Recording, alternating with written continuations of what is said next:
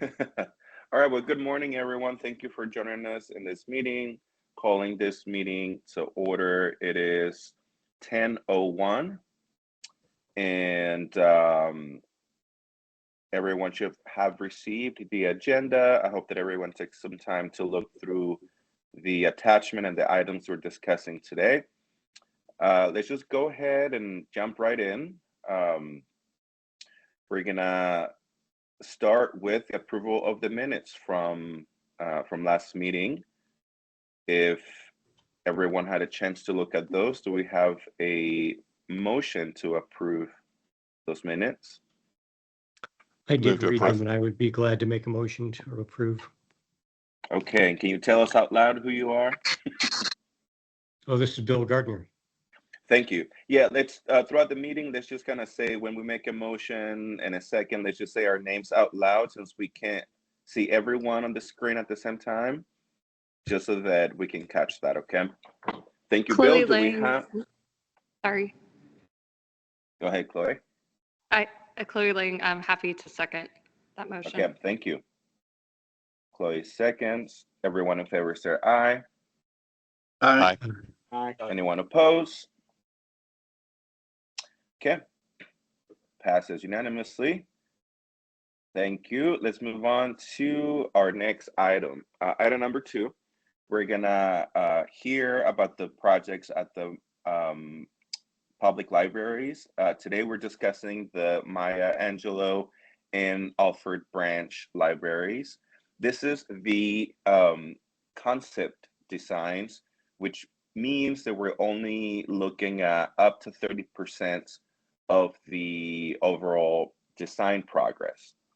Some of them could be a little bit further than 30%, but that's our benchmark for today. There will be another meeting in about a month or so where we'll look at more developed designs, but just to make that clear for all of the new board members. I am one of the artists that will be presenting in one of the projects, so I will be abstaining from voting on this, but I will continue to kind of take us through the agenda. So we have from Hutton, Allison Ray. Do you want to take it over and lead us through the discussion, Allison? Welcome. Yeah, thank you. Good morning. Thanks for having me, everyone.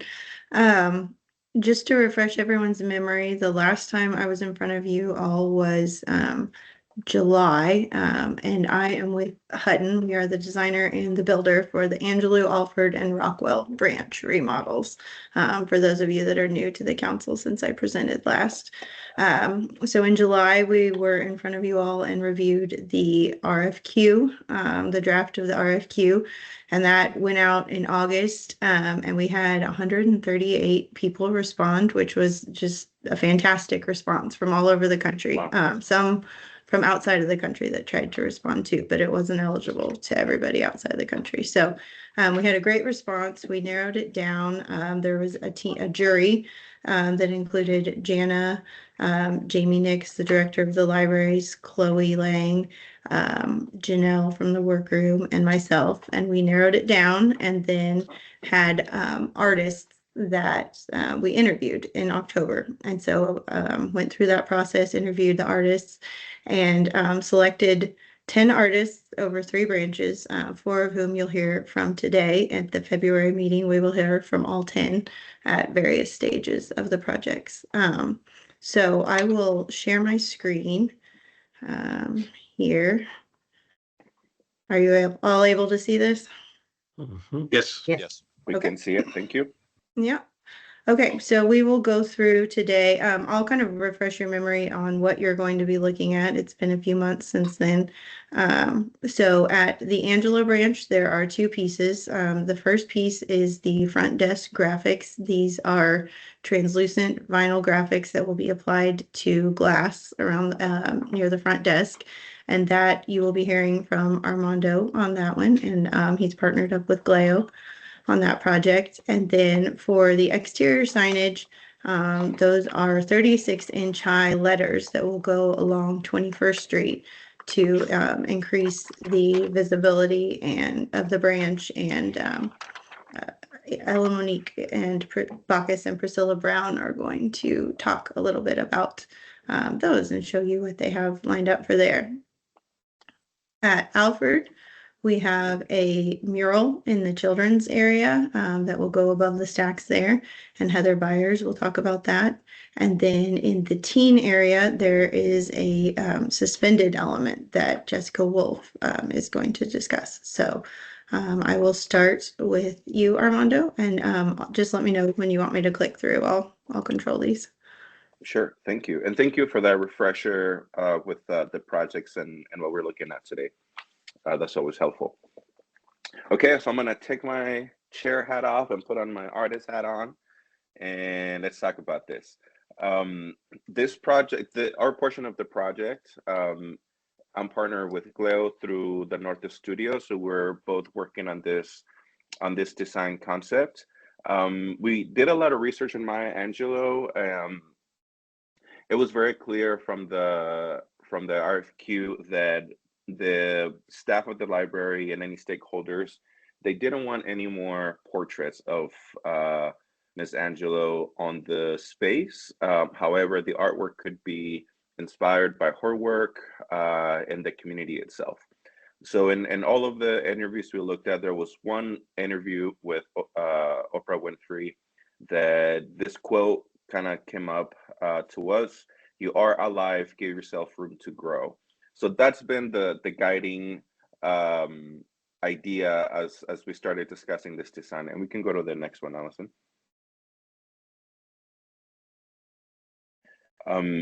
This is just a initial rendering of the space. The two areas on kind of that orange color, it shows you where the graphics are gonna go. These are two glass windows. The middle, it's open, right? So it's two panels, two glass panels, and you can look through them. Some of the things that we are considering as we're starting to develop this design is whatever the visual will be, we want this to be welcoming, to just have a sense of welcoming to anybody comes in. This is the first thing that we'll see. This is where the front desk people would be working. So we want this to be the welcoming visual as people come in. We are using a warm color palette. The design staff, the architecture design staff does have a color palette established for the space, which is also very warm and bright. So we are looking at that as well. We want, whatever the graphic is, we want it to really evoke movement, meaning that it's not going to be just sort of some static, we don't want it to be just static patterns per se, but we want it to be, for there to be a lot of movement. Safety is also something that we're thinking about, because the staff will also need to be able to look behind them and kind of track of what's going on behind them. The graphics are not going to be fully opaque. You know, there's going to be a treatment. It'll be some sort of vinyl treatment that would allow for it to be some visibility through the glass panels. And of course, we want to make sure that we honor the neighborhood in which this library sits. We can go to the next slide. So as we continue to research Ms. Angelou, we learned that her given name was Marguerite Annie Johnson. And given a lot of Gleo's work and some of my work as well, often borrows from nature, inspired by nature patterns and color palettes, we've kind of narrowed in on her given name, Marguerite. And we immediately thought about Marguerite daisies, and that it's something that we are thinking about for this design. Going back to that initial quote, "You are alive, give yourself room to grow." That's something that we're thinking about, expressing her presence through perhaps Marguerite daisies. Flowers need room to grow, to be abundant. They die out, they come back. So there's this element of rebirthing, of coming back and needing that space for you to thrive. So those are some of the ideas that we are working through here. Go to the next slide, please. Again, going deeper into these the concept ideas, the things that were themes that were common in Angela's work. It's the power of the word. That has been a really big theme in her work in general, in her life. Freedom, it's another theme that we identified. The human condition in general, and multiculturalism. So these are some of the main themes that will continue to guide this design process. We can go to the next slide. And here are some examples of some work that has been done previously that could be along the same vein. On the right-hand side, you see an image by Gleo that is inspired by Art Nouveau, and she incorporating a lot of flower patterns into the design. On the left side, we have a example of Art Nouveau prints. So you can see some of the visual connection to the exploration of the Art Nouveau as a theme and their incorporation of flower elements. We can go to the next slide. This further shows another example of what we are looking at. On the left-hand side, you have an image also by Gleo. We're thinking of using some of the frame elements that you see in Art Nouveau art. There's usually a lot of really highly ornated frames, as you see also on the right-hand image. So we are thinking, since we have these two rectangle panels, to use some sort of framing element, like you see in Gleo's image, and incorporating the flower designs. Again, we're looking specifically at Marguerite daisies. These are all different flowers that that she used before. But just to give you an idea of where what we're thinking about, the color palette might be similar to this as well.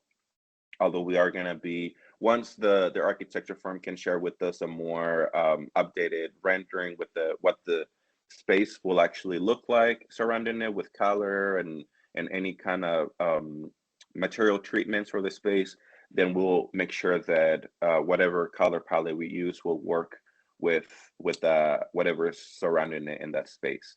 Again, it's not going to be a fully opaque treatment of the space of the panels. It'll be likely something linear with an emphasis on the frame, and it'll be a vinyl application to this, like a permanent vinyl application. And I believe this is the last slide. We go to the next slide. It should be a blank one. Yes. So that is, in a nutshell, where we are at with as far as what we're thinking, what's the inspiration, and some visual ideas of where we're heading. So if there's any comments or questions. Rondo, I've got, this is Brett Lakowski, just a quick question. I think you said at the beginning they did not want another portrait. Correct. Can you kind of expand on that? Because you had some images of, obviously they weren't portraits, but I don't know what the comments were, so I didn't make sure. Yeah, so go the ahead, image please. I shared, no, it's fine. And we were hesitant to share that image with the figure, just to not create any confusion, but it just kind of showed the visual relation between the Art Nouveau inspiration and what that's looking like through Gleo's work. But I don't know more about why they don't want more portraits. I think maybe Allison could be. Yeah, I can step in and speak to that a little bit. So there are already several portraits of Maya Angelou at the branch. There is one on the outside that you'll see in a little bit when Ellen, Monique, and Priscilla talk about what they're doing. But there's a very large portrait of her on the outside, and then there are a couple inside. And so we had initially thought a portrait would go here. And in talking with a lot of the library staff and the branch staff, they felt that another portrait would start to dilute her image a little bit and would rather see something inspired by her work. And will the panels be the same or will they be two different designs? At this point, we don't know. They'll likely be the same. It'll probably be like a mirror image design. It's what we are thinking about right now. But we don't fully know yet. But that's at least what we are talking about right now. Just kind of doing like a mirror image on both panels. Great, thank you.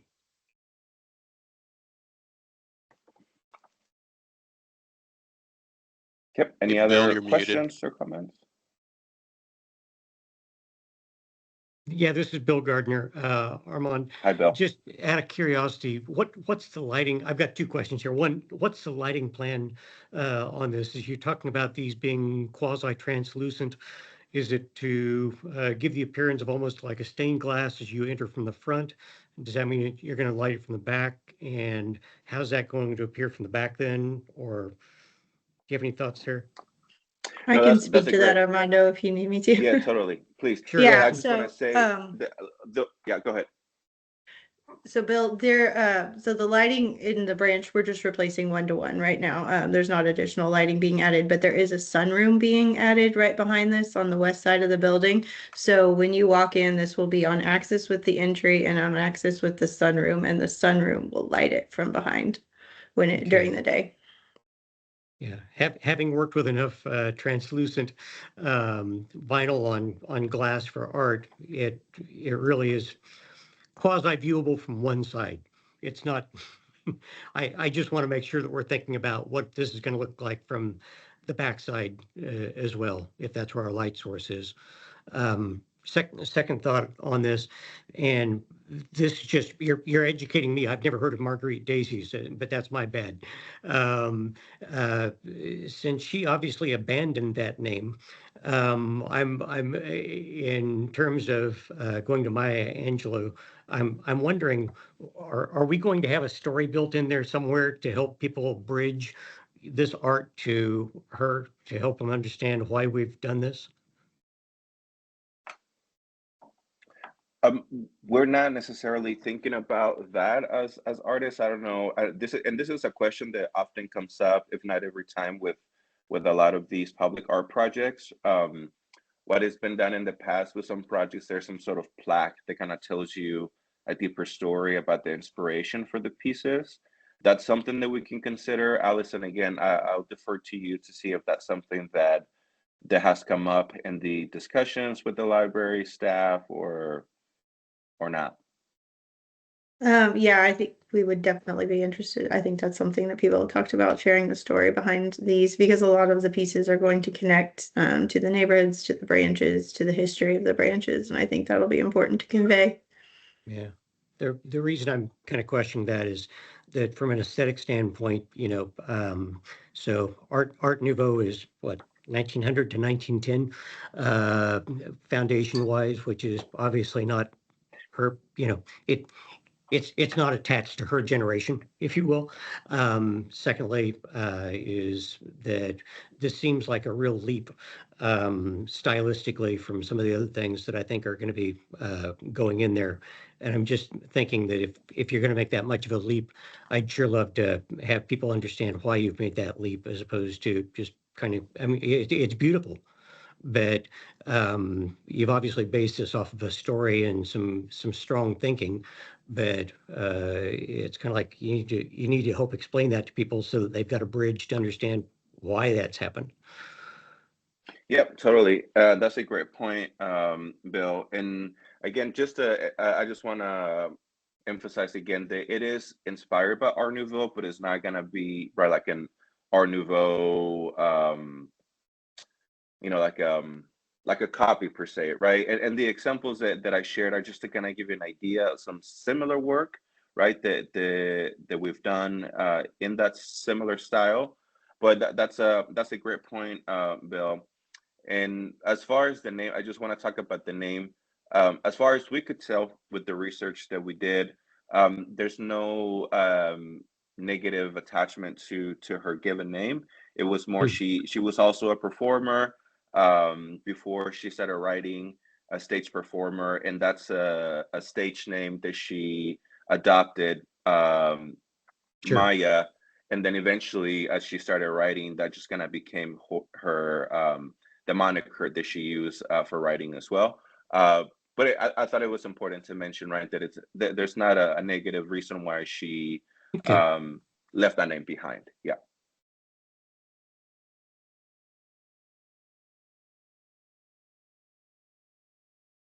Any other comments? Nope. Okay, well, that was my presentation, and thank you for your comments and notes.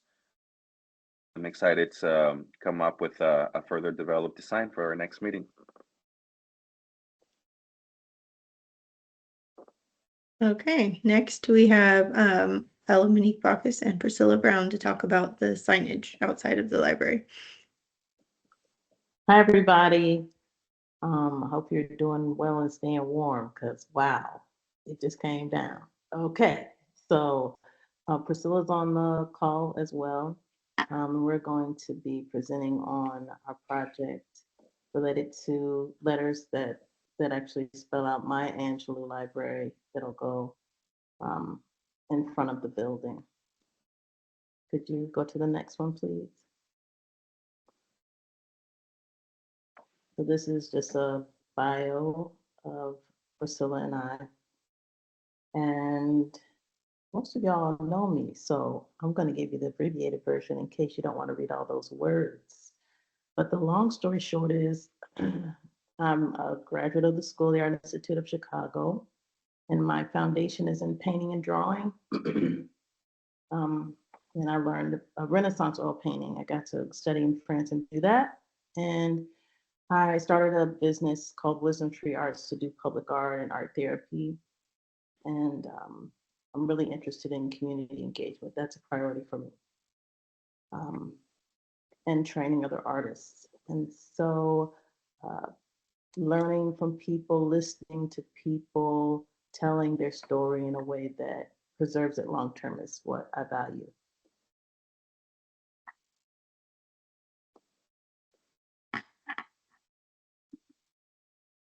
Priscilla, can you unmute and tell us a little bit about yourself? Sure. Hello, everyone. My name is Priscilla Brown. I'm a local artist here in Wichita, Kansas. I'm responsible for the mural on the side of the Maya Angelou Library. I teamed up with an organization called Real Men, Real Heroes. So I had a little help from a few kids in the community.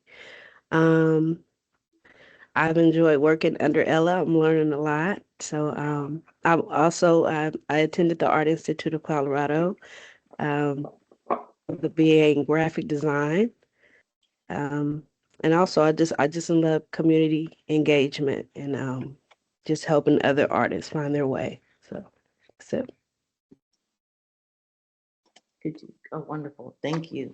So we were tasked with designing letters that relate back to the Divine Nine. And if you're not familiar with that term, it refers to Black fraternities and sororities. A lot of them were established in the early 1900s. And what this picture shows is just the colors that are associated with those different groups. And they have different crests and symbolism, hand gestures. It's a whole culture around the Divine Nine. And it's something that there's been lots of movies made that get young people excited about going to college because they want to be in a fraternity and sorority and learn how to do stomp and cadence. So Maya Angelou was in fact in a sorority called AKA. And so they're the ones that you see represented there with the pink and green.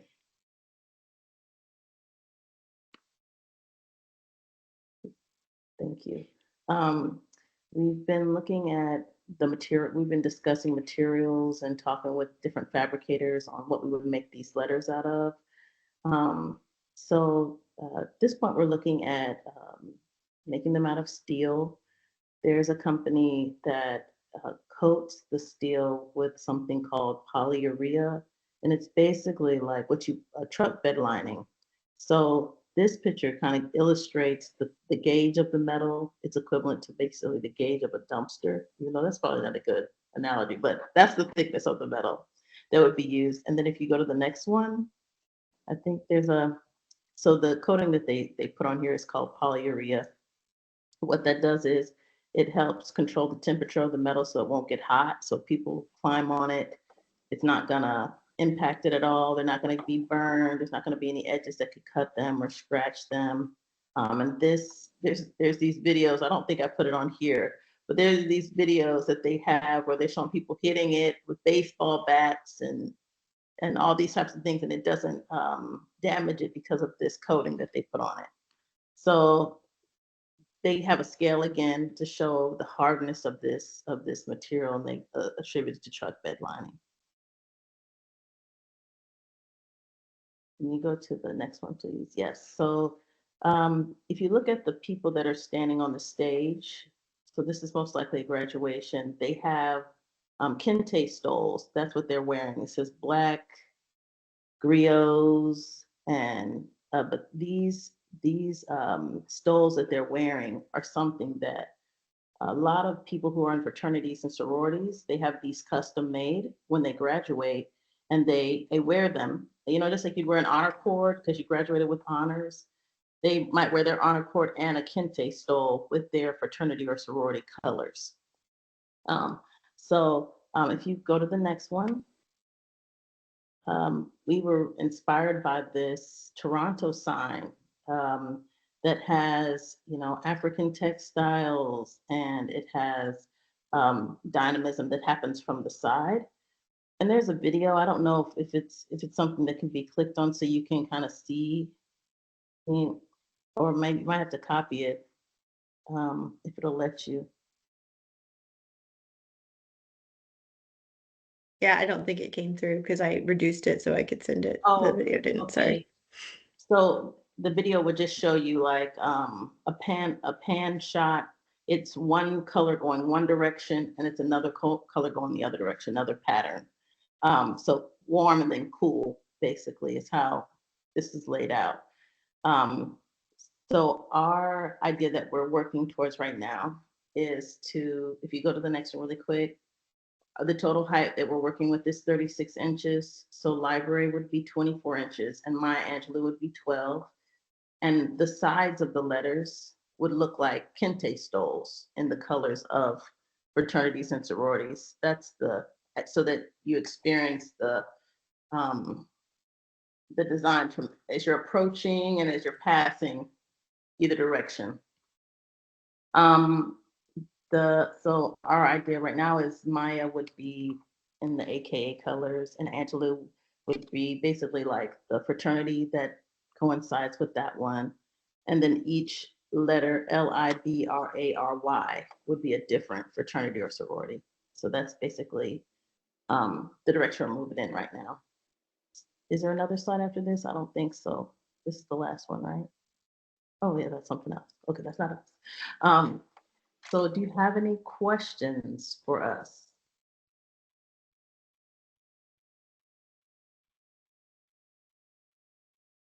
Hello, this is Bill Gardner. Did you say that the pattern, I'm sorry, you were showing the Toronto with the pattern on the edging, and you were showing the other lettering with surface pattern. Which direction are you going here? We're gonna do the pattern on the side. So the letters might have like 8 inches of depth, and then the pattern will actually be on the side instead of the front of the letter. So they'll be solid, the same way that the ones that you saw on the previous slides would be, but what makes them distinctive to a particular fraternity and sorority would happen on the sides. And the way that my question. Oh, go ahead. Yeah, I was going to say my question was, have you considered the possibility of kerning that lettering out a little bit more? Because frankly, it's so tightly kerned that I'm fearful you're just really not going to see the returns on them. So I don't have a rendering. Widely kerned, so. Yes, I don't have a rendering right now that I can show you, but our idea is actually to stack the letters in front of each other. So you'll still see Labray, but they will be like in front of each other. So they'll go at an angle. So you'll see all the sides at one time. Does that make sense? What So I'm you're saying saying? like the letter L, the letter L may be at the front, and then I is stepped back, and then B is stepped back, and R. Yes. I have some Okay. blocks I could hold up and show you. Would that help? Should I do that? Would that be helpful? No, I That's what think I've I been get it. playing with, like old school. So I have like letter blocks that's how I was trying to figure out how is this gonna look, how is it gonna work to be able to see all of those different sororities and fraternities at one time. So they are staggered like this. Does that make Okay. sense? And if they're 8-inch deep letters times 7, that thing's gonna ultimately step back about 6 feet. Mm-hmm. And I think we have about an 8-foot depth to work with before the hill starts to slope down. So is it angled one direction or the other, so that I'm just trying to figure out where the optimal place to view this so that you can actually read it is. Right now, the idea is to angle it towards the building. Let me see. Let me see if I can show you. Am I allowed to do that? Okay. Am I allowed to do Sure. that? Is that okay? Okay. Let's see. There, I These are stopped sharing just- now, so you can share. Oh, okay. Okay. Thank you. Let me get a couple of pictures pulled up really quick here. These are just me with my blocks. Okay. Let's see here. And I'm sorry, it's going to have like art materials in the background. No, it Okay. sounds like this could be fun. I'm just Okay, let me see. How do I share my thing? Choose my screen. Sorry, I got to get close when I can't see good, y'all. Okay. So you see how these are basically each letter is in front of the other one. So right. that's kind of the concept that we're discussing. And then here's another way to look at it. Like if, sorry, I got my paint pen. Okay, so this is like from above, right? So they're going Right. they'd be going towards the building, but you'd see all the sides when you're approaching from either direction. Let me see. Got it. Yeah, and then basically the Maya Angelou would be on top, like this kind of. So it goes across the top letters, but I didn't have any glue, so I just stuck one M up there. Yeah. That, I'm just thinking about the depth on them.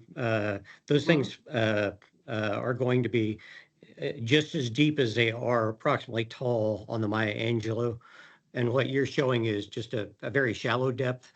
I'm just wondering if it'd probably be a good idea to really mock that thing up. I've been here before on this, and oh yeah. you really start playing with angles once you start having that much depth stacked going back there. And you've got to really think about where you're aiming it so that somebody can actually read it.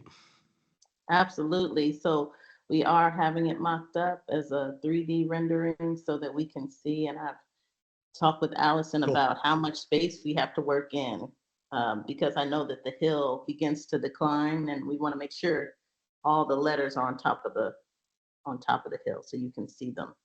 Cool. Ella, thank you so much this is Chloe Lang. Thank you for sharing about your research into her history and the intention behind the colors that are being incorporated. I'm wondering, with this, will the letters be elevated on some sort of base or platform?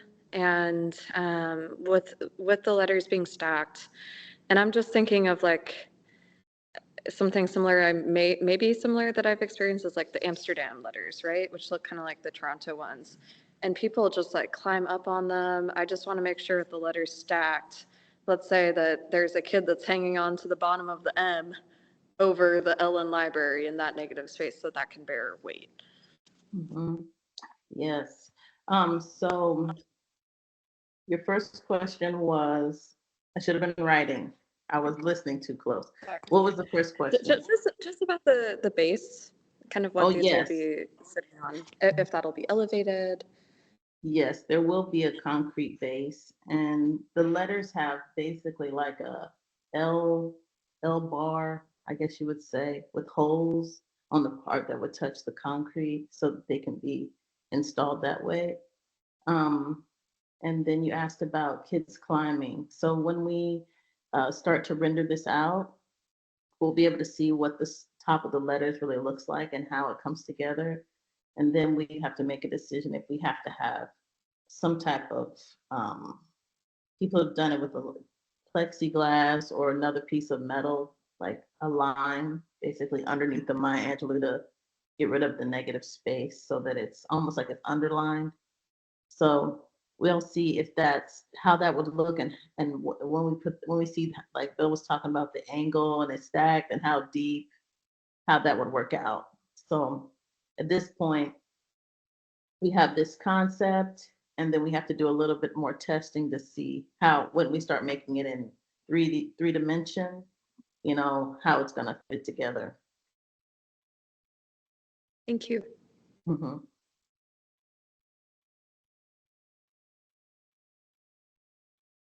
Steve, hey, are these letters internally lit, or are they going to be lit from in front, or? You said how are they lit, Steve? Yeah, are they going to be lit at all?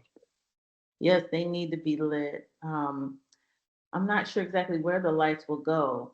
That's another thing we got to figure out once we render it. Have to experiment with the angle of the lighting, and if the letters are stacked and they're touching each other, or if there's space in between and they can be lit in between, or if it's just like a line of LED. We need to test that out once we get our 3D render in place. But yes, lighting will happen.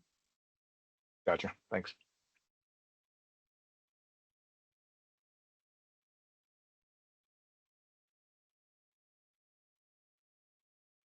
Are there any other questions for us?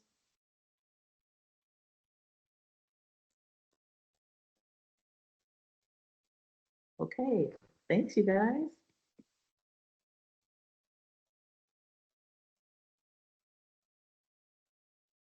All right, we are moving on to the Alfred branch now.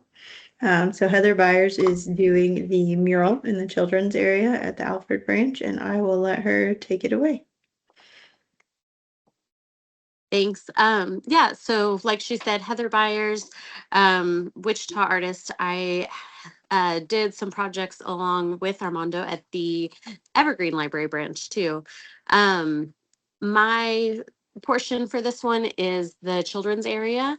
My intention for that, I think like others have said, that public engagement is a really important part of it. I always want to make sure that the space that's being used, that there's a sense of ownership for the people that are using it. In this case, it's going to be kids. So the engagement that I decided to go with is a survey. I passed out over 600 surveys to Kelly, Wow. Woodman, and Franklin elementary schools, asking kids about stuff that they like, with some questions about the library, but some that are just like, what's a fun thing to do outside? What's a fun thing to do inside? Who do you want to be? And how can you change the world? Along with just questions about their hobbies. On the back side of the page, I invited them to just draw whatever their favorite thing is, really open-ended. So my overall idea is to do, as you can see, these backpacks. The area that I'm doing the mural in is really long. It's 96 feet, and then 6 to 7 feet tall. And so I had the idea of doing these backpacks just all in a row, but huge. I mean, just a backpack that's like 6 feet tall. as a way to kind of show the like diversity of thought, diversity of the like the kids that are going to be using that space. You know, everybody has different interests, everybody has different things that they, you know, that are important to them. So after taking all of those surveys, I kind of collected like what were some of the kind of themes that I saw pop up, what are things that the kids say that they enjoy doing or enjoy learning about. And I'm kind of making each backpack a different theme. So in this image, it's just kind of some rough notes. I'm gonna put keychains, patches, stickers, different water bottles with things on them, maybe some little pins, pretty much anything that you can decorate backpacks with. That idea just comes from I have 3 of my own kids and they have so many random little things hanging off of their backpack. But it's kind of a thing that all of the kids really seem to enjoy using to show kind of their own personality. And keychains and patches, I mean, that's been a thing forever. So it's something that I think intergenerationally, like it's something that people can get like, oh, you have a patch from you know, some accomplishment that you did, maybe Girl Scouts or something, like you kind of recognize what that is. Or a keychain from a national park or with, you know, something of interest for them. So you can go to the next slide. So there's some that I've done a little bit more work on that you can kind of get a better idea. It is difficult when it's just the on the screen. So again, imagining that these are going to be 6 feet tall. So I think that one that's showing right now, I'm going to pull it up on my iPad so I make sure I'm looking at the right thing. It has a little like beaded keychain that has letters on it that say science. That's probably the hardest thing to see in this image. But again, once it's painted, it's on the bottom edge of the backpack and it'll be probably 12 inches long, you know, in that finished mural. So it'll be more visible when it's on a bigger scale.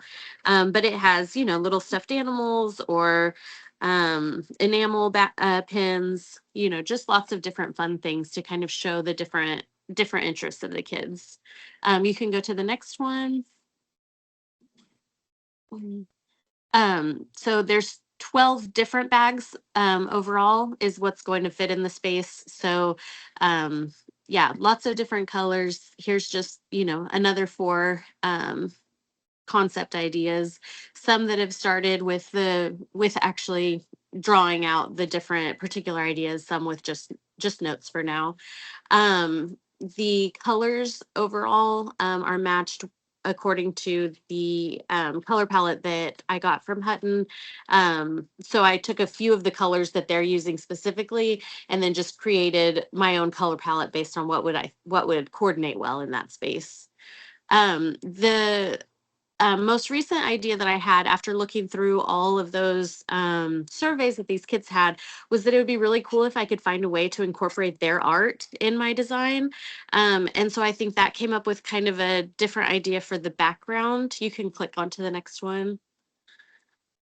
Of using some of the drawings that I got from the kids. And then I just went ahead and digitized them and then put them up like they would be little, you know, little note cards or Post-its or something kind of stuck up on the walls behind the backpacks. For that part, I would definitely keep the colors pretty muted, make sure that it stays in the background so that everything isn't so chaotic and busy. But I just really loved seeing all of those different drawings and stuff from these kids.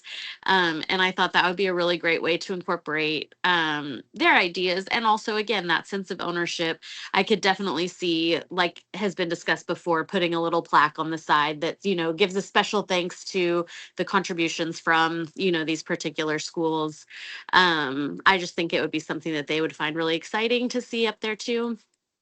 I think that's kind of generally the ideas that I've got so far. There's a lot of detail work to still be done to add, you know, add a lot of decorations to these bags. I think if you click to the next one, there, that's a little bit better look at some of the drawing submissions that I pulled out to use for this. Tried to skip over anything that was, you know, particular characters. I don't want to do anything that's like licensed or stuff that's going to seem like it's really popular this year, but in 5 years, nobody's going to know what it is at all. You know, try to keep the design overall, a little more timeless. But yeah, I think that is it. And let me know if you've got questions.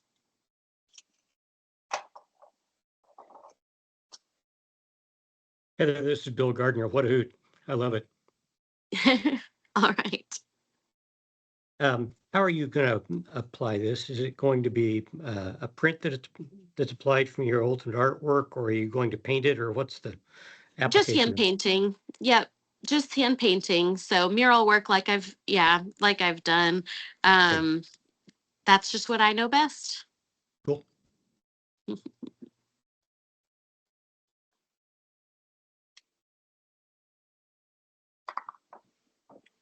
Heather, this Armando, I appreciate all the engagement you did with the kids at the schools.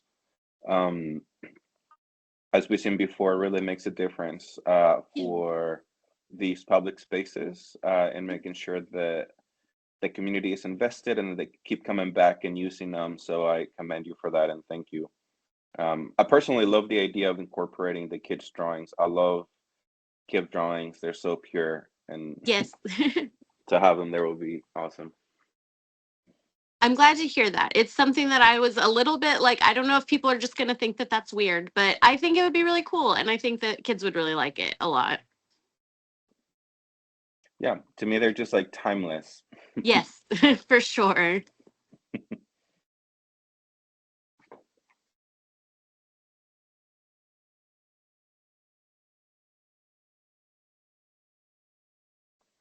Any other comments from the council?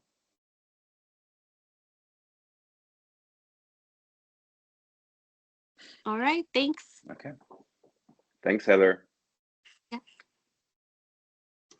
All right, next up we have Jessica Wolf. She is doing the teen element at Alfred. Jessica is joining us from her hotel room in Wichita. She flew in on Saturday just before the storm and attended the teen advisory board meeting at the library and has been snowed in since then with us all. So she's she's joining us live from her hotel. She would be here in person though if it weren't for the storm. Yes, I would. Can you hear me? Yep. Yes. Okay. Yeah, bummer to be stuck here in a hotel. I wish I could see more of your city and see more of the art that's around, but hopefully next time. So if you want to go ahead to the next slide.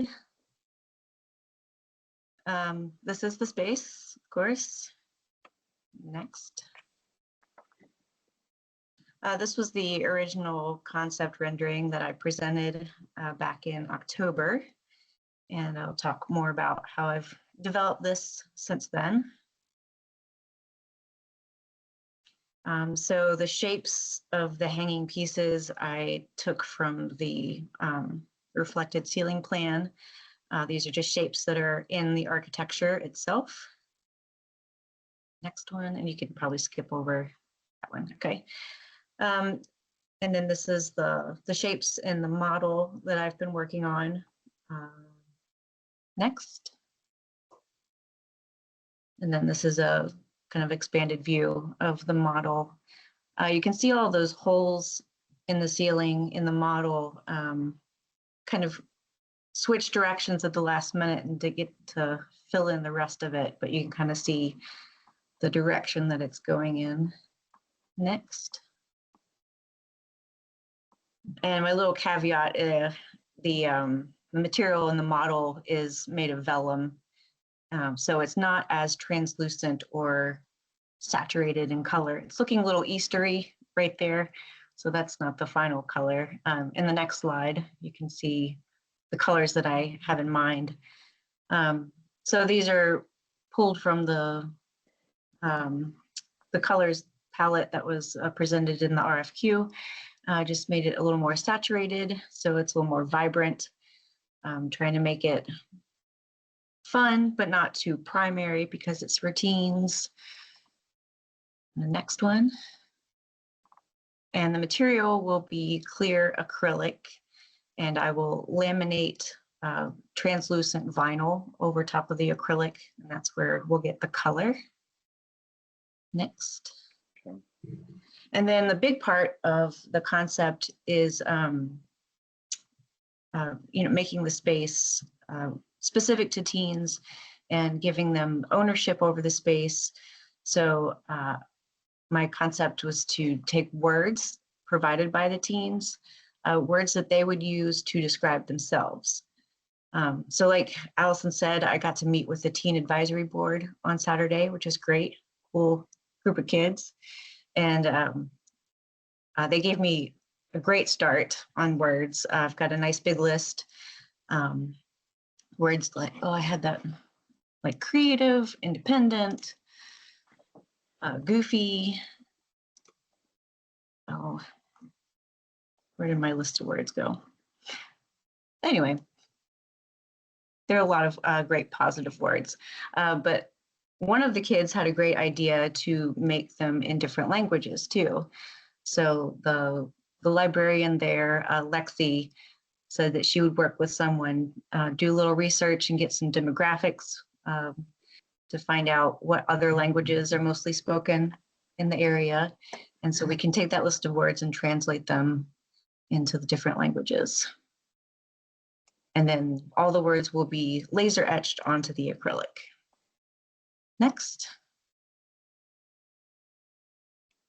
This is the view of the ceiling, just showing the pattern of the layout.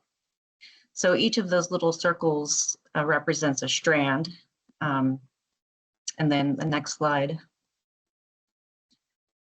So instead of putting a hole in the ceiling for every single strand, there'll be some kind of framework that will have just a few anchor points going into the ceiling, and then all the strands will hang off of the framework. Next. And like I said, I didn't get to fill in the whole space, but each of those circles will have a strand, and it'll be kind of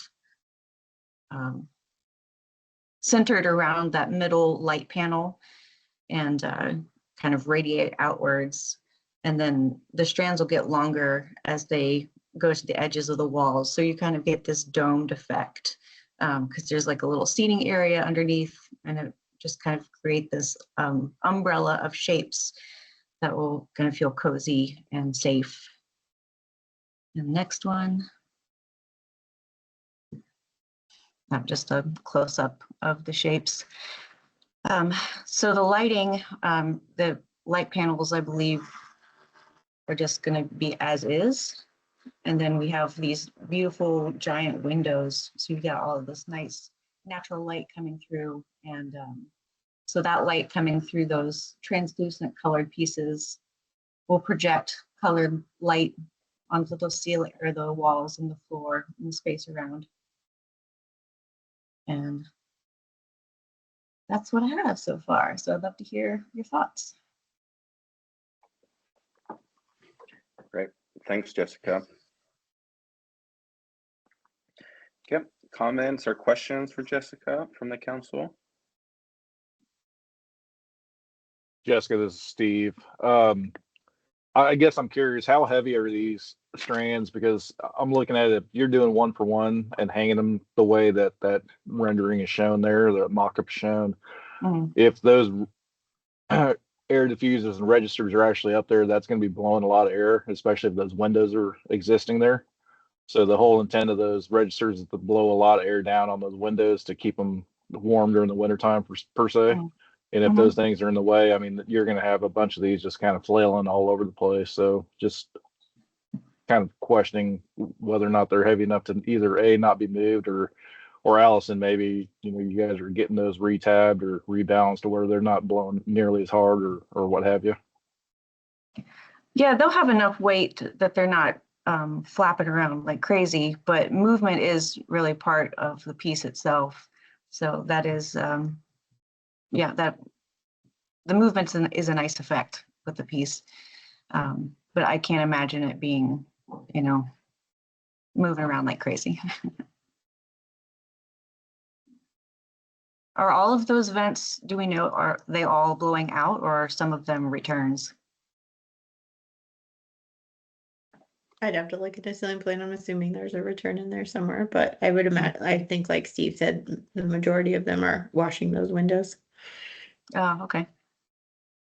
Allison, do you know the light plan that's in that area? Is it something that might be modifiable to the art? At this point, there's not room in the budget to modify the light plan of this space. Okay. Yeah, Jessica, I applaud you for your ambition on this, and I think this could be really cool. I'm just knowing that ideally you would, have a light plan and airflow in there that were thought about because they're both can have a big effect Sure. on this thing ultimately. What is the strand that's going to be used to actually support these, and what degree of invisibility, if you will, are you kind of aiming for?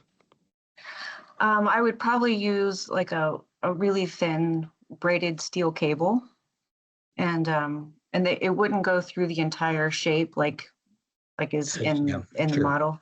They would just link like corner to corner for each piece.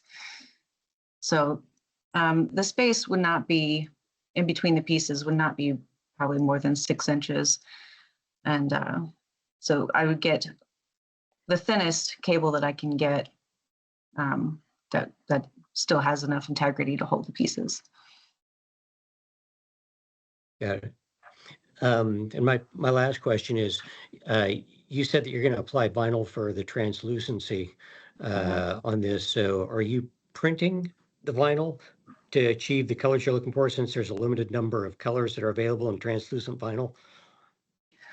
No, I'm using the colors that I can find. The colors in my previous slide came from Sign Warehouse, is the website that I ordered the vinyl from, and there's actually a surprising amount of colors.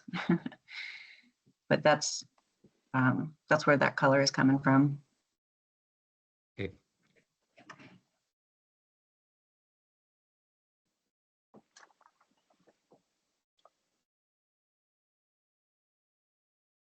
Jessica, I just had a question about the application of the vinyl onto the acrylic and the longevity of that, and if there's a like a design reason to use the applied vinyl onto the acrylic versus an acrylic that is already tinted.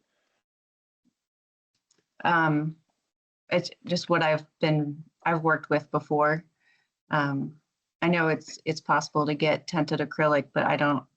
I'm not familiar with any suppliers offhand, and I don't know what the option of colors would be. If you have any suggestions, I would love to research that. Sure. Well, Houston Acrylics is one place that I've used before.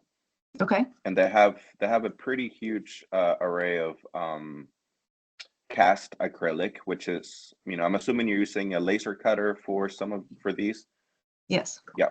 So it's perfect for that. I just was wondering about if it's a vinyl that is applied to the acrylic, if over time, what's the longevity, right, of if it starts to peel off, or that was sort of what I was thinking about, just longevity. Yeah, I understand. Application. Yeah. The vinyl that I've used in the past. I'm looking. Oh, I'm sorry. Go ahead. I was just going to say the vinyl that I've used in the past is specifically for like outdoor signs. That okay. Yeah, is made for longevity and UV protected. Gotcha. Thank you. This is Bill Gardner. I'd be less concerned about the lifespan of the vinyl on there, and it's going to last. But I looked at your budget, and going into actual colored acrylic is just going to eat you alive. Yeah, that was another consideration. Yeah. I'm going to make one last comment, and this is about just generality of theme. And you know, I love it when people put thought into things like your shapes are based off of the, you know, reflected floor plan of the library, and that's where the shapes are drawn from because they have context and they connect to it, or the idea of incorporating words into this. But occasionally you get so many layers of things going on in there that you're trying to convey to people that when everything's special, nothing's special. You kind of kind of lose the focus of, you know, what's going on here. And again, I think this is really ambitious, and I think it can be incredibly beautiful. But you know, by the time you start working various words in there, and where you place the words, and what the words are, and what the shape is, and why is that the shape that it is, and so on and so forth, I I I always kind of settle back to, you know, let's come up with one general thematic idea on the thing, but it's just me. Okay, yeah. I understand that, yeah.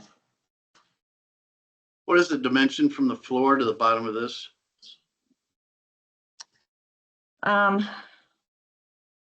Let's see. Was it the ceiling is 16 or 17 feet, Allison? Yeah, that's what, I don't have it right off the top of my head, but that's what I had in my head. Okay, so I think the lowest point of the hanging pieces would still be a good 10 feet. I mean, floor to the lowest point would be 10 feet. Thanks. And I'm going to play with the scale of these pieces, you know, based on budget and material. And if anyone has any thoughts about kind of the current scale, I'd love to hear that.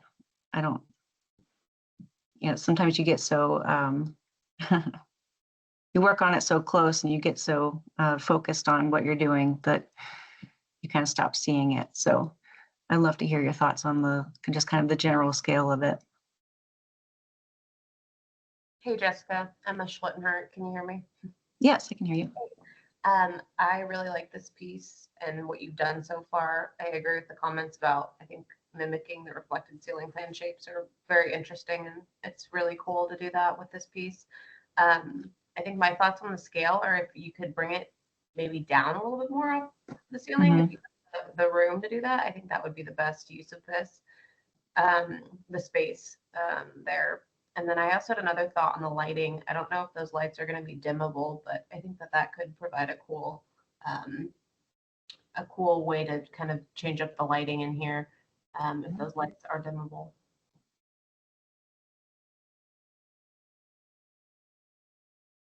So when you say bring it down, do you mean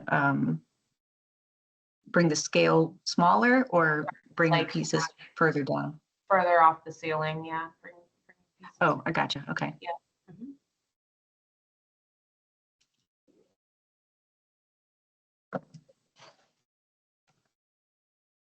What is the range of size of those pieces? 12 to 12 inches to? Right now, the largest pieces are no more than 24 inches, the longest side. And then the smaller pieces are 10 to 8 inches. Okay, thanks.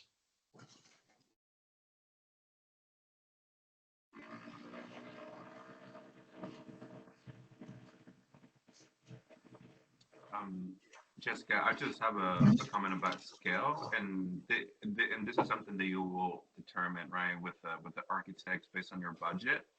I just echo some of the concerns from Bill regarding just the scale of it.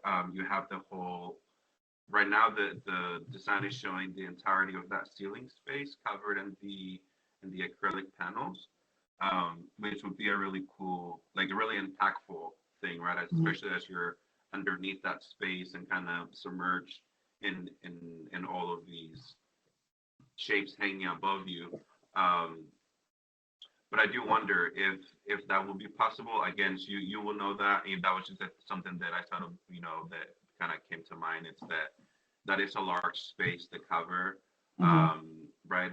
And some of these things will be answered once you figure out weight loads and your budget and the constraints of that. But Sure. that was sort of the only thing that, in terms of scale, right? Only comment I have is it would be awesome to have the whole ceiling cover like you have shown right now. I wonder if that would actually be possible.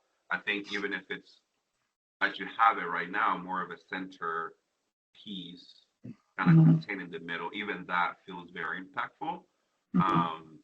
But anyway, that's just an observation. Yeah, that's great. Thank you. And that has been something that I've been thinking about once I started filling in the space. And yeah, that's a lot of material. So Allison, if you go back a couple of slides to the to that one more, yeah.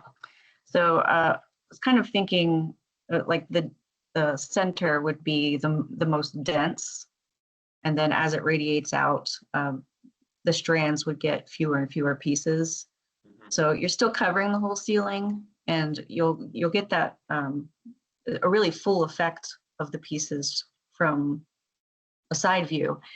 But as it radiates outwards, you have fewer and fewer pieces just to kind of fade out the density, I guess, from the center. Well, thank you. Do we have any other comments for Jessica on this piece from the council?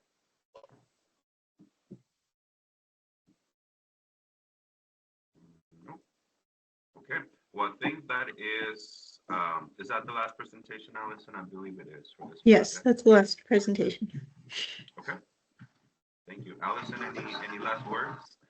No, that's all. Thank you all for your input and your time on this. Yeah, thank you all the artists who presented on this. We do have to take an action on this. Oops, I've lost you all. There you are. Okay, so we have the recommended action on this item is to approve the 30% public art conception designs as presented. Is there anyone willing to make a motion? This is Brent Thomas. I would move to approve. Thank you, Brent. Do we have a second? I'd be glad to second. This is Bill Gardner. Brent, are you good with indicating with comments taken into consideration? Yeah. Yes. Thank you for the clarification. Yeah. Sure. Moved. Right, so we have a motion to approve with the comments, consideration of the comments shared by the council. Bill, was that a second, Bill? Yes. Okay, do you have any discussion on the motion? Okay, all in favor say aye. Aye. Aye. Aye. Any opposed? Okay, I, Armando, am abstaining from voting on this. And the motion passes. Thank you. Yeah. By the way, I just want to say thanks everyone for hanging in there. I know that we're getting flashbacks of a past lifetime, but I appreciate you hanging in there and rolling with the punches of an online meeting. I know this is the first time that we're including public comment officially on our agenda.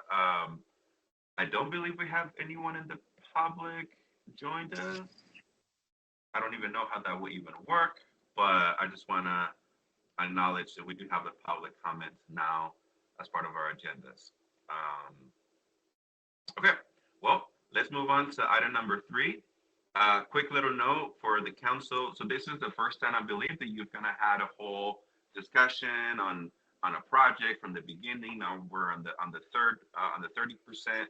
So it gives you an idea of what this is going to look like in the future with as more projects come on board. So thanks everyone for your discussion.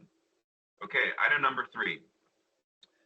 We have the 15th Street Bridge project. We have we're going to be looking at a 30% public art concept design, similar to what we just did. And then we have again Ella Monique Bacchus joining us to talk about this. Go ahead, take it away. Okay, my name is Jay Anglemeyer, and I started sharing my presentation, and I will run the presentation.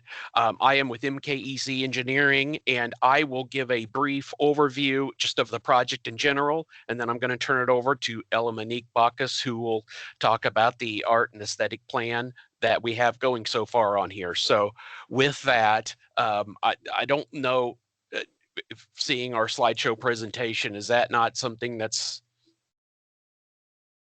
I hit share on my end. I can see it. see it, Jay. Oh, okay, okay. And Ella Monique, when we get to your portion of the slideshow, I can advance the slides if you just let me know. But basic, okay. Basically, as far as an overview, our project team, we do have our engineers from the MKEC engineering who will be involved. Also, as I mentioned, Ella Monique Bacchus will be our artist on the project. Jason Gish, who is leads our landscape architect department, will be involved with Ella Monique and with the engineers designing the project as well. And one other thing to note, James Wagner will be the project manager from the city of Wichita on this. And he is out of the engineering department, for those of you who don't know him. Moving on. I'm just going to give a little bit of project information, just some background about the project. We're looking at McAdams Park. North is to the right on this display. Basically, the bridge being at 13th Street would be clear over to the left, where 17th Street are the two streets that serve as the boundary for McAdams Park. The 15th Street Bridge is right in the, it crosses the Wichita Drainage Canal underneath the canal route or Interstate 135. And 15th Street has always had a road to connect the neighborhood to the east to McAdams Park.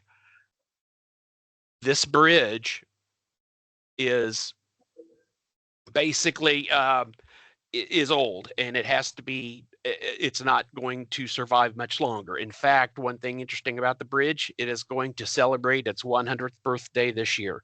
It was built in 1925. So the bridge, as you can see, is a big, massive, heavy concrete. The canal route itself, or the drainage canal, actually is a pinch point here. And so it is also a hydraulic problem. And as you can see in the picture on the right, the bridge is suffering from signs of its age.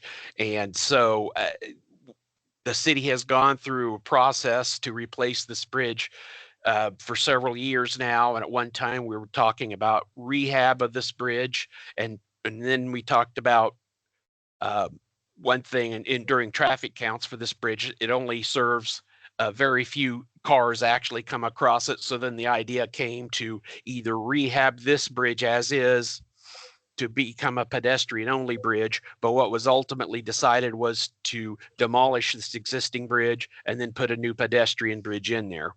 One thing nice about putting in a pedestrian bridge is we can make some improvements to the channel itself that will be made during this project.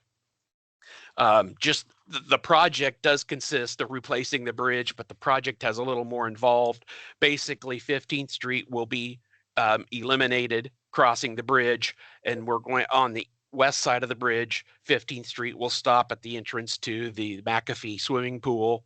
On the east side of the bridge, 15th Street will continue on, but will basically put a cul-de-sac there at the bridge, and then we're going to put some parking area. There's a lot of sidewalks and bicycle paths that converge at this area, and the project will also reconnect the new pedestrian bridge with paths to some of the existing sidewalks and paths in the area. And then, as I noted, there will be some various channel improvements just to make it hydraulically more efficient. So the bridge itself, we've looked at a number of designs. What we're looking at is because we're going to make improvements into the channel, the existing bridge is a little over 100 feet long today. if we're going to make channel improvements, the new bridge will probably be about 150 feet long. To put a bridge in there that will span that and support the loading on the bridge, even though it's pedestrian, the loading, the bridge will be designed to support a maintenance vehicle or an emergent or like an ambulance, that size of a vehicle. But basically to do that, we have selected to do a steel girder bridge with a thin concrete deck over the top. The bridge will have handrail on it. What we're showing in this display right here, which you can hardly see, but it shows we're showing a standard railing that would be bicycle safe. It'd be like 54 inches tall. But again, and Ella Monique will get into that to talk about some of the things we might be doing to the handrail. But whatever aesthetic improvements we do to the handrail, it'll still be a traffic safe, pedestrian safe handrail system. So with that, I'm going to turn it over to Ella Monique, and she can talk about some of the conceptual art design that she has devised for this bridge. Okay, thank you, Jay. Can you advance to the next slide, please? Yes. And so I've done some community engagement as part of every project. Here I listed, we went to the district advisory board, and actually when I did that, it was more of showing possibilities and getting feedback and engagement right at the meeting.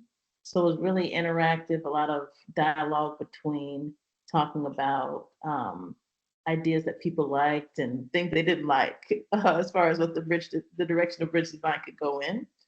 And then I also did a presentation with the Wichita African American Council of Elders. A lot of the elders, they are from Northeast Wichita, and they have memories of walking across this bridge when it was still dirt, when the road wasn't even paved, going to, well, it wasn't McAfee Pool back then, going to the swimming pool. And so they are probably a really big stakeholder and how this design goes forward, the fact that it's changing from driving to pedestrian and all those things. So they were a really important group to get input from. Please go to the next slide.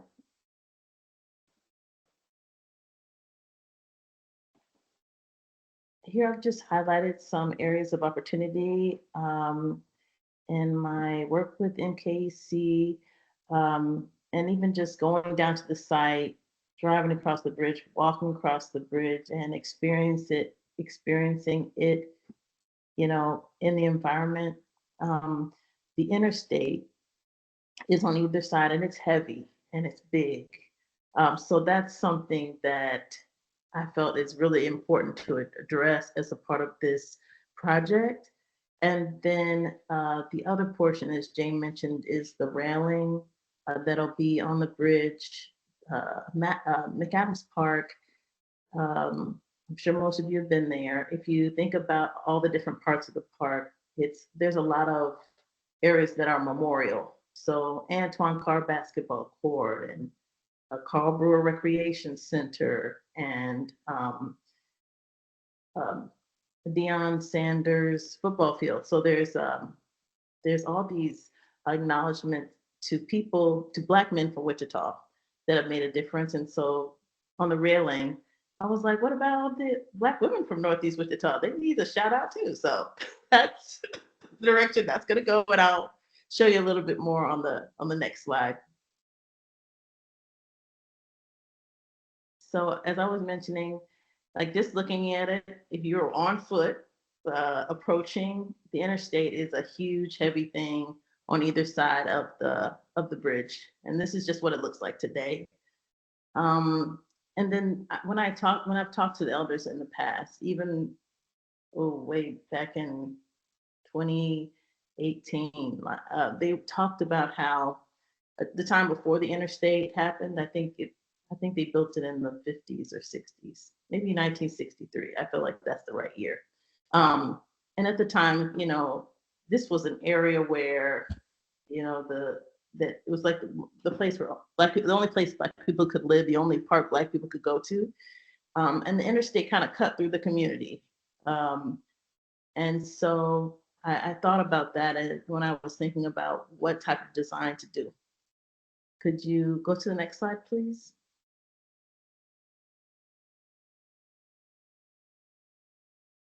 The other thing that I experienced when I was just walking is the park is beautiful. There's a lot of old trees. And I happened to be there in the fall, so it was really beautiful with all the leaves. And I was like, okay, this is like, industrial concrete versus the trees versus nature. What can we do about that? So could you go to the next one, please? So the concept for the interstate is to make it blend in with the park. So the pillars would be painted to look like the trees, and then the underpass would look like the sky, because I think that's one of the things I love the most about Kansas is the sky is like beautiful. It's different every day.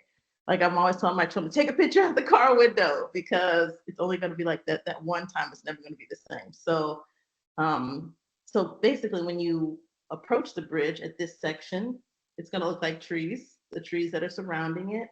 And when you're underneath it and you look up, it'll look like the sky. And the idea is to basically have one side look like sunrise and one side look like sunset, because we got I-135 north and south. Could you go to the next one, please? And then this is an example of another project that MKC did, where they had decorative rail, and it was just CNC cut steel, hot dip galvanized, powder coated, but I feel like it added a lot to the experience of the people that have to drive across and walk across. So I was like, oh, that's a good idea.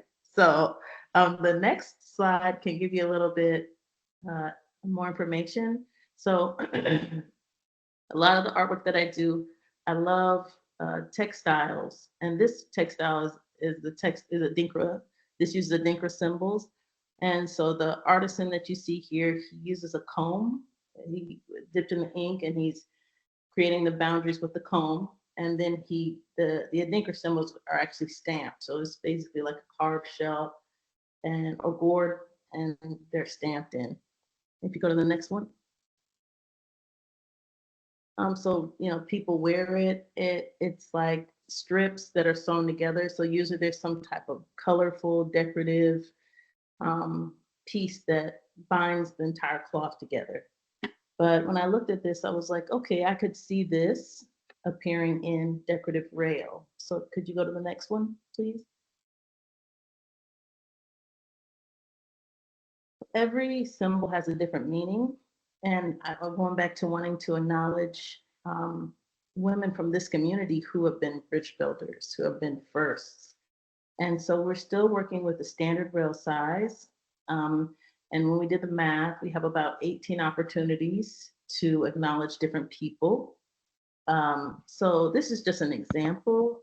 This symbol means, every symbol has a proverb. So the proverb is, he who does not know can know from learning. And it's a symbol of knowledge, lifelong education, and a continued quest for knowledge. So then this symbol can be cut out, and then there'll be, there'll be this negative space around it. The same way you saw in the textile where there was the comb pattern. Those would just be, metal mesh that's just arranged that way. And then this colored band would be added afterwards. So it would be most likely on, kind of like on sycamore fence, if you've seen that. It's a mural that I did where it's cut in pieces and attached to the rail. So this colorful band, like you saw in the textile, would be added after the bridge and everything is in place. Can you go to the next one, please? Here's another example. Similarly, you just have, it's just that the metal is powder coated a particular color. You still have the metal mesh around it. And we have to pay attention to making sure no little little children's faces can get stuck in there. So when we work out the final designs, all that will be taken into consideration. This is just kind of to give you an idea, but this is another symbol that's like a bird that reaches backwards, and it means it's not taboo to go back for what you forgot or left behind. So you learn from the past, inform the future, and you reach back to move forward, and you lift as we climb, all those good things. So there's the acknowledgement to the particular person would be in these, it would explain what this symbol is. In one of these three color panels at the top, it would be an explanation of what it is, and then there'd be some acknowledgement to a particular person that it's honoring. So that's where that would go. I think that's the last slide. Is there another one? Okay. Do you all have any questions that we could answer?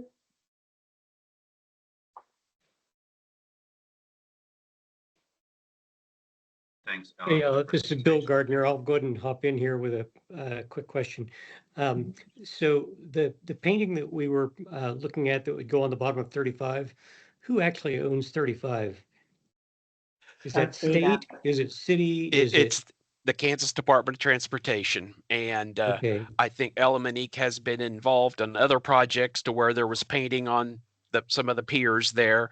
And it's something that we would have to get approval from the DOT to do. And that has not been obtained yet. We're still in progress. The piers is one thing, but I'm actually, if I'm tracking with you, you're talking about actually painting the undersurface as well as the fascia surface on that. And at that point, the question is whose responsibility is it? Is it the state or is it the city's responsibility to maintain that art? And James, I don't know, he may know, there will actually be an agreement between the city and KDOT, or there has been on previous projects where there was some artwork done on the bridge, but I'm sure that agreement will spell out everything. Details to what that agreement says, I do not know at this moment. James may have a better idea than I do. We've done agreements in the past. Essentially, KDOT will not maintain anything that we do there. It would be the city's responsibility to own and maintain the art portion. Now, if they have to go in and fix something on their bridge in the meantime, they would not have any consideration towards our art. That is the biggest drawback to that, but that's just one of the things we're going to have to deal with in the future. The reason I posed that question is obviously they've been going through a lot of reconstruction on that, and much of it's because of the deterioration on the upper surface, but there's also deterioration on the bottom surface. And having kind of gone through this with the underpass, the train there on Douglas, and abandoning a project because the railroads didn't want to be responsible for anything that we did when we touched that surface. It came back on us, and there's some deterioration of that concrete on the bottom side that I'm also wondering if that isn't going to ultimately become something that the KDOT's going to be ending up doing repair on. I love, by the way, the idea of the trees coming up those trunks, but the reality of some of the legalities of painting on that surface and responsibilities of maintaining it throw me for a bit of a loop. So it's not the railroad, so that KDOT's a lot easier to get I along get with. that. A lot easier to get along with than the railroad. I get that. Yeah, but yes, KDOT won't hold any responsibility towards the artwork. It would 100% be on us, but we would not be responsible for owning and maintaining the structure itself. So basically, they would say that if they have to do anything, they're going to do whatever they need to maintain the bridge, and then if that changes what the art looks like, then we'll have to fix it on our own. Yeah, so I'm wondering if there's a way to look at that the and I realize that's just an early rendering and an early thought, but that maybe what goes onto that flat surface at the bottom of the bridge becomes more limited. that it doesn't become quite as ambitious and cover as much area in there. The more area you cover, the more chance, of flaking or any kind of decalcification of that surface causing whatever you put on there to, deteriorate. This is our first step in moving forward with that. So we still have to have a long talk with KDOT on that. So, we will be getting to that. We're just not there yet. So this is the first step. The plan would be then to approach KDOT with whatever we come out of this meeting with. Okay. And if I could jump over to the railing for just a minute, Ella, when you were talking about a mesh in there, tell me what you're thinking. Oh, it's just like essentially, like metal, thin gauge metal bars that form a mesh. Not like chicken wire or something. Like just welded together to look like that, to give that impression. Yeah. And I think, on a standard City of Wichita handrail that you've seen around town, we'll use like thin pickets, like maybe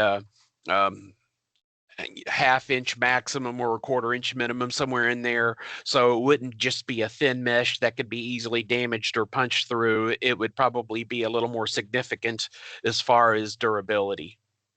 Mm-hmm. And again, we haven't, Element Inc. hasn't decided yet, and that's something that's kind of where we're at right now in the design. Yeah. I was going to, and actually that example of Steeple Bay Bridge that you showed was our design, but MKEC did the engineering on it, so I appreciate their help. Throw me a little bit of credit. The thing that I was going to point out there, it's okay. The thing I was going to point out was that once you start getting in there, you've got a lot of fineness to your design. And that really, as far as the durability of that thing goes, the bolder you can be with your design to allow the structure of the metal itself to be a supportive element, as opposed to the fineness of the design is going to really start to fight you on that. Hey, Bill, this is Paul Gunselman. Hey, I'm going to step back here on the I-135 you asked about. Yep. KDOT had received some, I think, raised grant funding, to begin a study to replace those bridges from, I think it's Harry up to K96, but yep. I think they're in the solicitation process right now, but it's a ways out.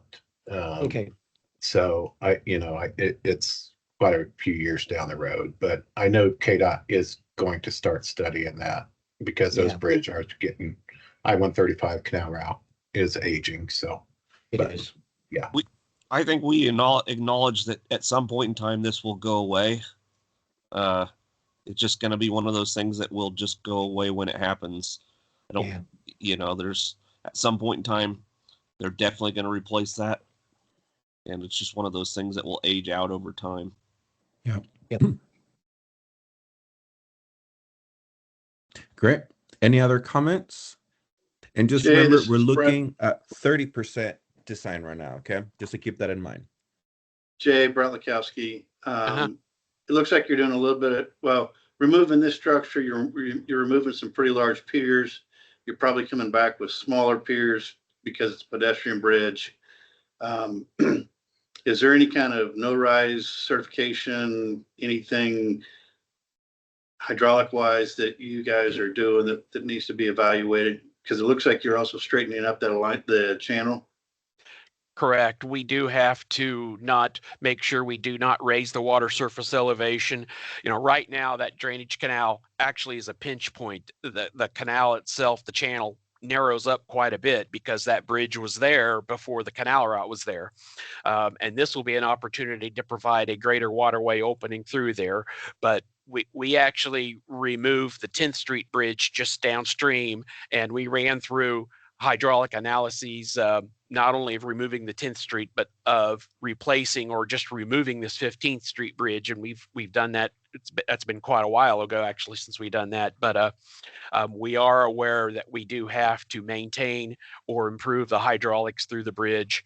The bridge deck itself, the bottom, the bottom of the girders will be above the 100-year floodplain, and it will not impose a hydraulic restriction at all. Great. Thank you. Okay.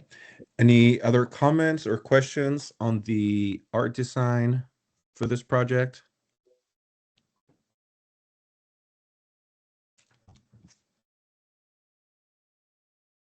Nope. Okay, great. Then if that's the case, we can go ahead and move forward. I would like to, if anyone would like to make a motion, entertain a motion for the 15th Street Bridge. Sure, I'd make a motion. This is Bill Gardner, that we move forward with comments taken into consideration. Great, thank you. Any discussion on the motion? Nope. Do we have a second? Brett Lekowski, I'll second. Great. All in favor, say aye. Aye. Aye. Aye. Aye. All opposed? Okay, it passes unanimously. Again, thank you, Ella Monique, for hanging out with us. The folks from MKEC, thank you again for presenting. And yeah, you're free to go now. All right, well, thank you. Yeah, let's Thanks, go on guys. to item number 4. Okay, so item number 4, just hang in there. We're almost done, okay? I promise you we'll try to be done by noon. We have the Green Alliance Delano plaque proposal. Jenna's gonna talk about that. Just to keep this in mind as we discuss it, the recommended actions, it's either approve as requested, approve with modifications, or deny request. Okay, so Jenna, do you want to tell us more about what this request is? Happy to. Can you guys see my screen? Yes. Terrific. Oh, how about I back up to the beginning? Well, it's not wanting to move. Hold on. Let's do this a different way, shall we?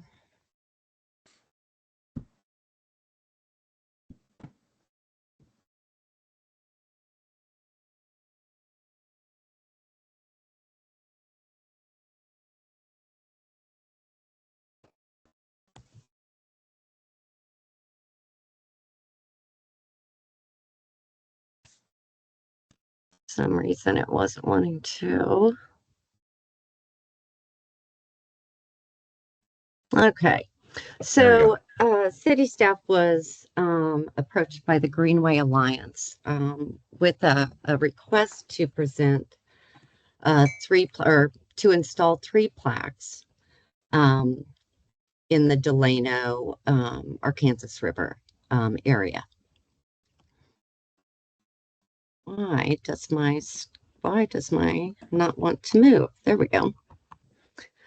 So the plaques were originally displayed at the Billy the Kid Catherine McCarthy dedication event at Cowtown on October 11th of this year. The plaques have been reviewed by Cowtown staff for historical accuracy, so we know that that they are accurate. And as I said, they're requesting that they be installed along pedestrian walkways in the Delano area near the river.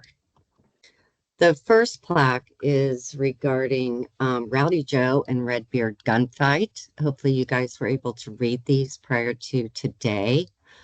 And its proposed location is on the northeast corner of the Douglas Avenue Bridge and McLean. The second plaque is about the running of the doves. That has long been part of the lore of Wichita over the decades. And its proposed location is on the opposite southeast corner of the Douglas Avenue Bridge and McLean. The third plaque is regarding Rowdy Joe's and Redbeard's dance halls, and its proposed location is north of the Douglas Avenue Bridge on McLean on that west side. I need to confirm this location, but this is where I believe they're proposing it to go. And that's based on the location of those saloons back in the heyday of Delano. I do not have information yet on how they would be installed, what kind of materials would be used, etc. So, but I can get that information and get that to you guys. Okay. Jenna, I know you just said that, but I'm just wondering that the images shown, are those some sort of like plastic plaque? Again, I'm not sure. Yeah, I'm not sure today of what material they are. I am assuming that they are metal. Okay. That would be my assumption. Okay. Thank you. Yeah. If I can offer just one more aside here, that this whatever approval with modification or the deny request that comes today, this will also be going up to the park board for consideration as well. So there's a little bit of dual process for this project. Just as an FYI, it's hitting design council first, just by the nature of where the meetings fall in the calendar. And then, Lindsay, I'm sorry, would this also go to city council for approval? It might not though. Okay. I don't believe it requires city council action, but to be determined. Thank you.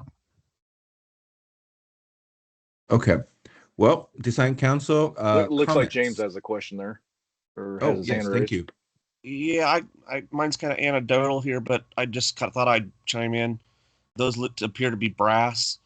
FYI, the placard, the brass placard on the 2nd Street Bridge over the Arc was stolen off of the railing. So I wouldn't suggest trying to attach it to rails over there if it's a brass plaque. Just thought I would mention that. That's kind of something that we're seeing more and more, is the stolen property of those metal type stuff. So do you literally mean brass, or do you mean bronze? I'm sorry, bronze. Bronze. Okay. I'm sorry. It's Monday. I apologize. It was a bronze plaque that had been attached to bridges in the past to identify how they were made, and some of them are set into the concrete of the bridge, and some of them are set into like the railing. Well, the one just north of there on 1st Street was stolen off of the bridge railing, and I'm assuming recycled. So can we just put an addendum on there that says, and if you steal his plaque, Rowdy Joe's going to shoot you too? I suppose that wouldn't be bad, but yeah. Anyway, I just thought I would mention that it looks like those were in concrete. I would suggest something like that if you're trying to go back with something instead of trying to attach to a rail. Yeah, James, I think they were just sitting on a surface. They have not been installed anywhere. I was just trying to add my 2 cents in there for your consideration later on. Yeah, thank you. Does anyone have any feelings about these plaques, comments? We do have to vote on it. Armando, this is Steve. I don't think I have a problem with any of the plaques. I would say anything south of Douglas, I imagine they're going to be careful about it with all the work on East Bank going on over there, and what that could mean to anything being installed now. Okay. Thanks, Steve. Anybody else? Yeah, this is Brent Thomas. I don't have any issues with them. I guess my main concern would be just how they're attached and the permanency of them. And I'm sure that'd be something that the park board would want to address. So.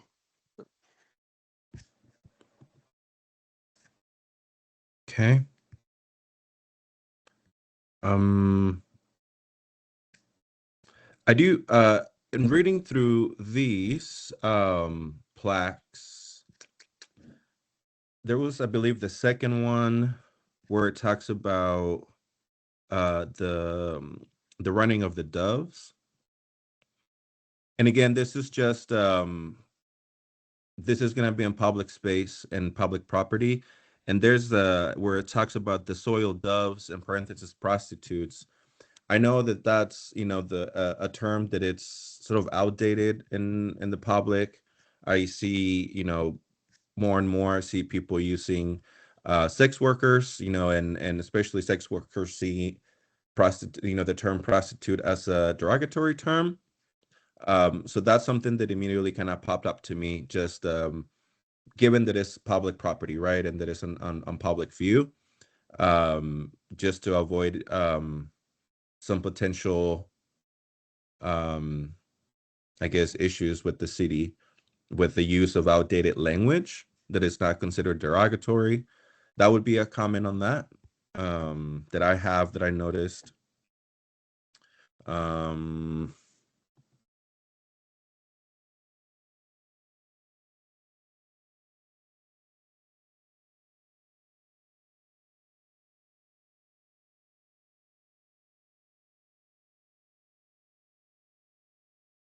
Did we lose you? Did you have a alternate word as a suggestion?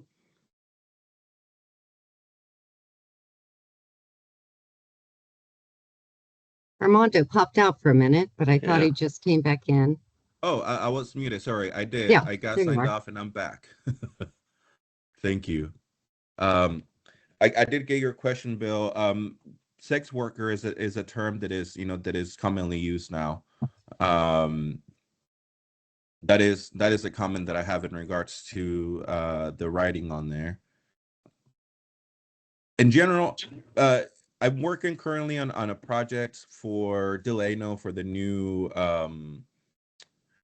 transit hub, and kind of did a lot of research on, on the whole neighborhood. And I know all of this is kind of part of the lore. I'm not a historian. I've came across that same story about Rowdy Joe and Redbeard and that gunfight. I don't know how much of I don't know the importance of that particular story. It seems like hardly a gunfight. I don't know that the significance. I personally don't feel that it's significant enough for it to deserve a plaque. That is my own personal opinion as a non-historian. Again, this is part of the Delano lore. I got nothing against it other than I question if it warrants a plaque, period. Hardly a gunfight. I don't know. The establishments that those two people owned, Rowdy Joe and Redbeard, seem more relevant to the history than their gunfight. That's neither here nor there. Those are just my feelings about it. I don't know what the impetus was for this project, so I'm really having a hard time basing any opinion on it. I'm assuming that somebody somewhere along the line thought that it would be beneficial to kind of share a little bit of lore of Delano in public spaces, and that these were the stories that were picked out. Can somebody give me a little bit more foundation as to how this came about? My suspicion is that these plaques were made for Cowtown for, as I said on the writing there, and then they had these plaques and they're like, whoa, we should find a permanent place for these. That's my suspicion. Jenna, I don't know if you have any more information on that, or Lindsay. Lindsay might have a little bit more than I do. Not a whole lot. I will say they were not intended for Cowtown. We approached Cowtown just because they are our historian experts on staff, and our curator verified that these stories have existed within Wichita's history, so it just verified them as historically accurate. But Cowtown staff does not necessarily recommend that these be installed, nor do they think that they should not be installed, but these are not necessarily stories that we regularly tell at Cowtown as part of our Wichita history. They were on display at an event, which there was a monument installed for Billy the Kid and his mother at Cowtown. That monument was created by the Greenway Alliance, the same group that made these three plaques. And Cowtown was not the original location for that monument either. They were to my understanding, the monument and these plaques were created without the locations being confirmed. So it's a little bit of the tail wagging the dog and fabricating things before the approval or before we've necessarily thought through what the purpose, who the desired audience is. But we were approached by the Greenway Alliance through the mayor's office about these 3 plaques, asking what's the process for getting them installed. So we are bringing them to you all. So not a lot of background other than just an interested community group wanting to tell the story of the community. Tell me about the Greenway Alliance. I don't know about the Greenway Alliance. I'm not sure I can share too much about it. There's 3 individuals that make up the board. They sponsor and support various activities in the Delano Riverside area. I don't know that they've been actively presenting programming or actively fundraising over the last few years. It's my understanding that the group may be in the process of disbanding, but the 3 board members of Greenway Alliance that I know of are also very involved in Cowtown's board, hence the relationship there, and then also in one of the Delano advisory boards as well. So I ran into a couple of them at the Chisholm Trail unveiling in Delano a couple weeks ago, or right before Christmas. And they asked about how do we get these plaques done. So it's just a small group of individuals who are very passionate about this area. Is my understanding of the group. Thank you.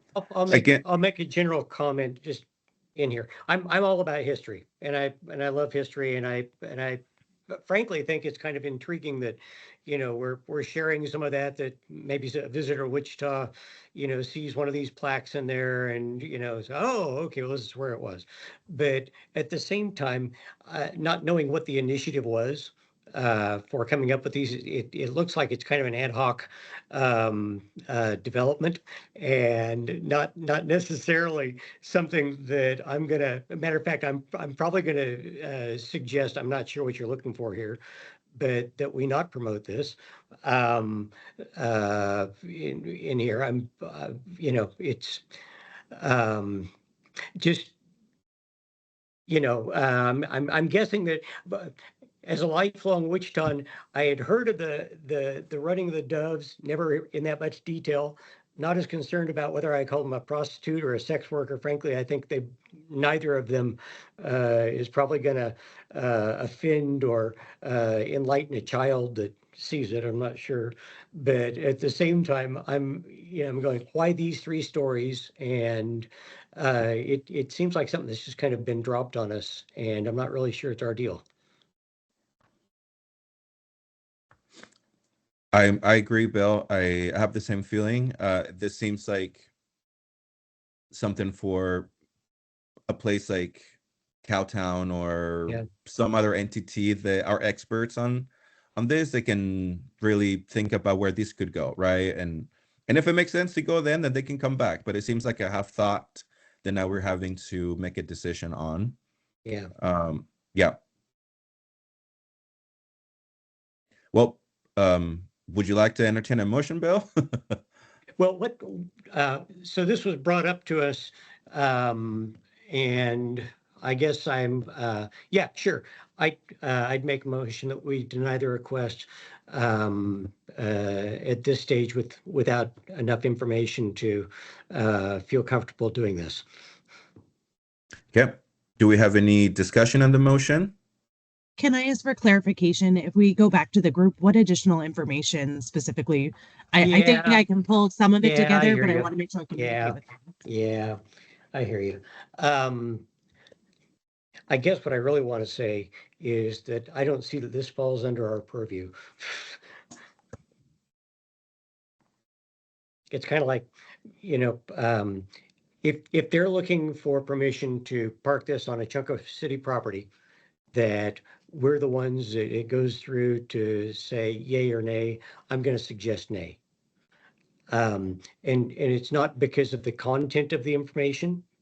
It's more because of the clarity of thought as to why we're doing this and why we're not including umpteen other stories, or where those go, or where do we stop this process. And,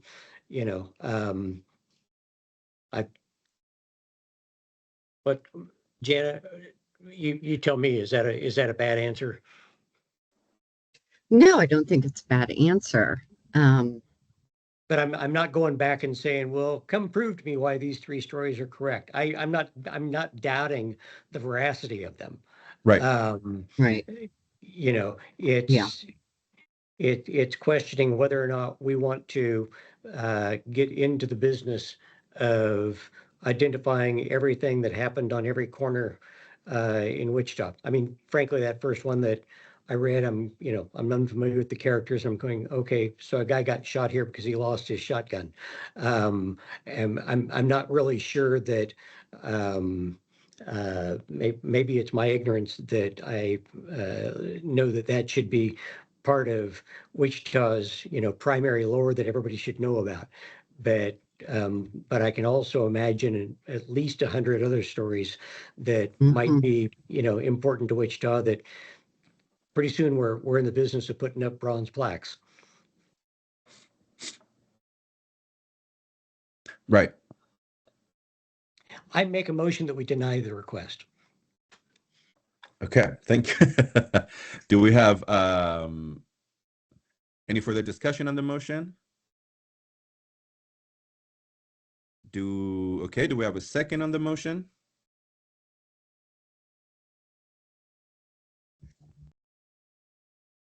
I guess I second the motion as a chair. I can second it.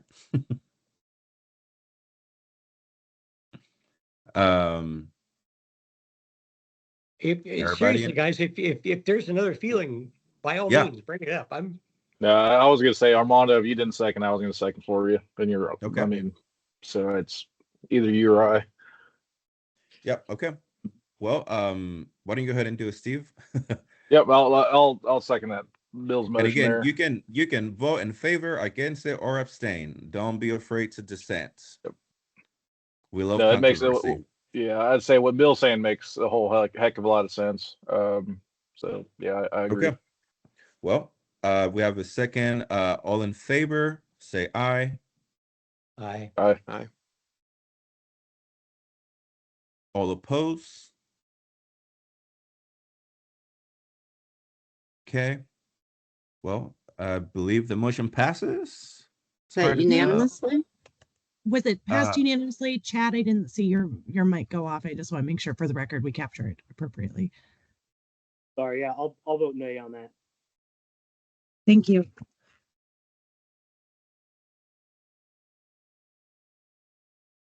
Okay. All right. Thanks, everyone. And let's see where we're at on the agenda. Let me go all the way up. Okay. Item number 5, as may rise, bouncing downtown Wichita. Lindsay, do you want to tell us more about that? Yeah, I'll be very brief here, and I apologize for my voice. I should have said it earlier. I'm a bit under the weather with everything that's going on right now. So it's fine. Thank you. I dropped a link in the chat box just for downtown Wichita. Just wanted to make sure that you are all aware of this temporary public art installation that downtown Wichita is doing in advance of the NCAA tournament for March Madness here in a couple months. So it's a temporary public art exhibit throughout downtown businesses that is currently has an open call for artists through the end of this month for installations related to basketball. So I believe each team of artists or individual artists who's selected will be given a certain amount of basketballs that they can then design into temporary works of public art that would be on display in downtown businesses. So this is a project that our division is supporting, but it's not necessarily something that will go through design council, but wanted to make sure everyone was aware of it because it's going to be a fast and furious project that we're pretty excited about, just integrating public art into all sorts of different facets of our community. But just more of an FYI than anything, but wanted to make sure you're all aware. Okay, great. Thanks, Lindsay. Do we have any other as may arise items? Lindsay or Jenna? No? No. Okay. Well, what did I tell you? It's noon. I told you we would make it before then. Well, with that, thank you everyone again for your patience and for hanging in there for these 2 hours and in this computer. Yeah, I guess Anybody want to make a motion to adjourn? I'll make a motion. So be it. Great. Well, thanks everyone. I hope you enjoy the rest of the week. Indoors or outdoors is really fun now. If you want to go sliding, this would be the perfect day. It's nice and sunny. You got it. Thank you all. Thanks, guys. Thanks, Thanks guys. everyone. Have a good day. Thank you, everybody. Stay warm.